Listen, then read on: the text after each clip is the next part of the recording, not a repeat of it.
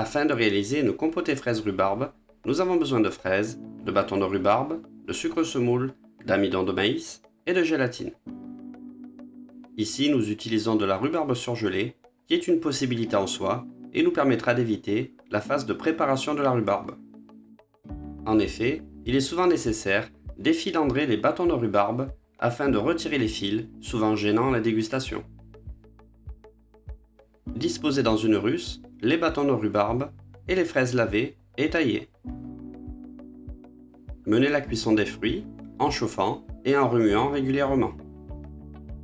L'objectif étant de réduire en compote ces fruits. En effet, sous l'action de la chaleur, les fruits frais vont perdre petit à petit leur tenue et se transformer en compoté. Veillez à remuer régulièrement pour ne pas que les fruits accrochent ou caramélisent au fond de la russe. Il n'y a pas encore de sucre semoule dans la russe, mais n'oublions pas que les fruits contiennent du sucre qui peut caraméliser sous l'action de la chaleur.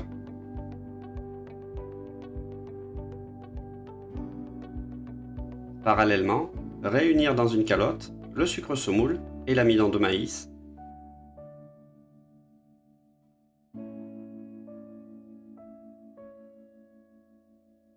Veillez à bien les mélanger de façon à faciliter leur dispersion. En fonction de la maturité des fruits et de la saisonnalité, le sucre pourrait être en quantité plus faible, voire totalement absent. Une fois les fruits bien compotés, incorporez le mélange sucre et amidon.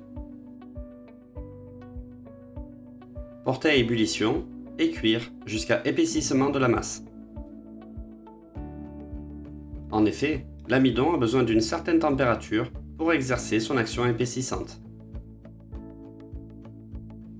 L'amidon va permettre de séquestrer une petite quantité d'eau présente dans la préparation et assurer ainsi une stabilité de la préparation.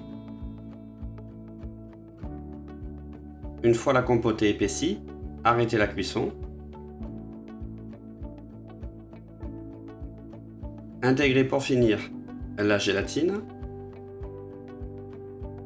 L'action de la gélatine combinée à celle de l'amidon va permettre de séquestrer l'eau contenue dans la compotée et stabiliser ainsi l'ensemble de la préparation. Veillez à bien mélanger la préparation afin de bien dissoudre la gélatine.